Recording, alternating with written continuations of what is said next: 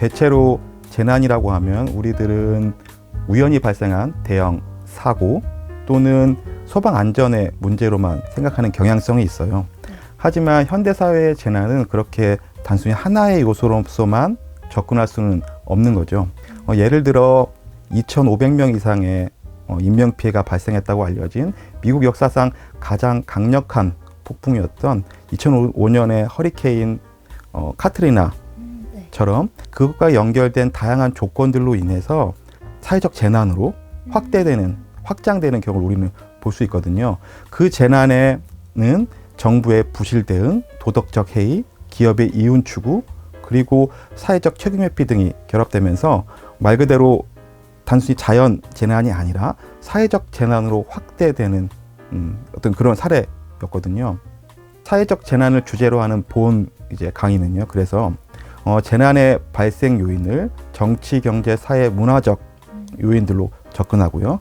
그러한 접근 방식을 통해서 사회적 재난이라고 하는 관점을 도입하고 그러한 관점을 통해서 현대사회의 문제점을 진단할 거예요.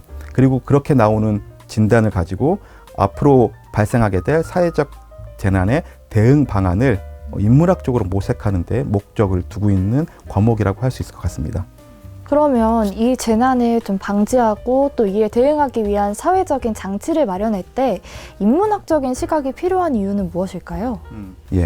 인문학은 기본적으로 인간을 위한 학문이라고 정의하거든요. 조금 더 구체적으로 말하면 인간 다음에 의미와 가치를 다루는 학문이라고 할 수 있을 것 같아요.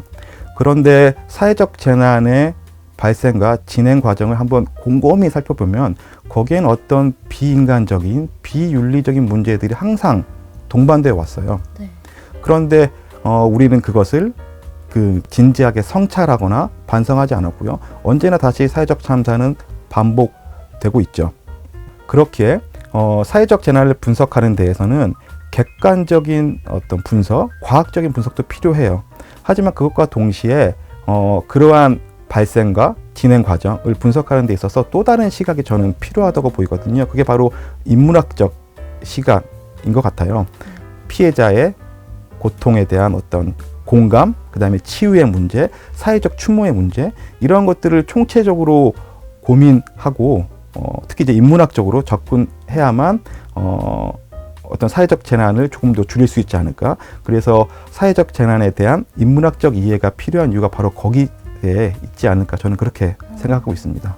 기본적으로 이 강의는 강사의 강의를 중심으로 진행될 건데요. 강의가 일방적으로 진행이 되면 사실 좀 그건 너무 단조롭잖아요. 네. 그래서 저는 학생들과 어떤 물음을 던지고요. 같이 토론을 해보려고 하는데요. 이를테면 지난 세월호 참사에서 많은 사람들이 던졌던 물음들이 있어요. 저는 그것에 담긴 의미는 무엇이고 왜 사람들은 이러한 물음을 던졌는지를 학생들과 함께 논의하고 같이 토론해보는 시간을 가지려고 합니다. 그리고 강의 기획서에 팀 프로젝트가 있는데요. 그것은 기본적으로 제 강의에 등장하지 않았던 사회적 재난의 사례를 학생들이 스스로 발굴해서요. 그것을 분석하고 진단하고 대안을 마련하는 것까지 연구를 팀이 직접적으로 수행하는 거죠. 그래서 최종적으로 어떠한 평가와 대안 마련까지 한 다음에 강의 마지막 즈음에 전체 발표를 하는 그러한 시간을 마련해 볼까 하고 있습니다. 학생들이 이 강의를 통해서 이것만은 얻어갔으면 좋겠다 하는 거를 한마디로 정리해 주신다면 어떤 게 있을까요? 제가 계속 반복적으로 드렸던 말씀은 오늘날 현대사회의 재난은 단순히 한 가지 요소로만 되는 것이 아니고 거기에는 정치, 사회, 문화, 경제적 다양한 요소들이 결합된 복합적 문제라고 말씀드렸잖아요. 그렇기 때문에 사회적 재난은 단순히 환경오염 또는 기술의 결함 또는 시스템의 부재 이런 것들로만 설명될 수는 없는 것 같아요. 중요한 건 이 사회적 재난이 발생한 이유, 그 다음에 진행의 과정, 그리고 그것의 해결까지 이것이 우리 사회 공동체가 함께 고민하고 지속적으로 고민해야 할 문제라고 하는 것을 같이 인식하는 거죠.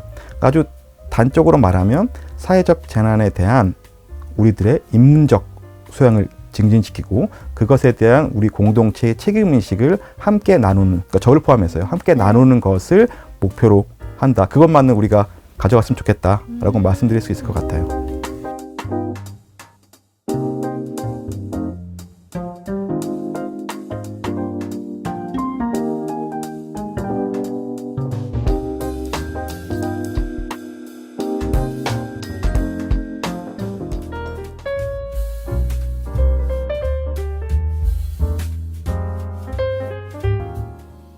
두 개의 키워드로 이야기 될 수가 있습니다. 하나는 우리가 살고 있는 사회가 신미적인 사회이다. 아름답고 추함을 중시하는 사회다라는 거고, 또 하나는 혐오인데 네. 아름답고 추한 가운데 더욱더 추한 거에 대해서는 우리가 혐오스러운 반응을 보이거든요. 신미적인 사회의 반대가 도덕적인 사회라면, 도덕적인 사회는 옳고 그른 것을 따지는데 신미적인 사회는 좋고 싫음을 따지는 문화다.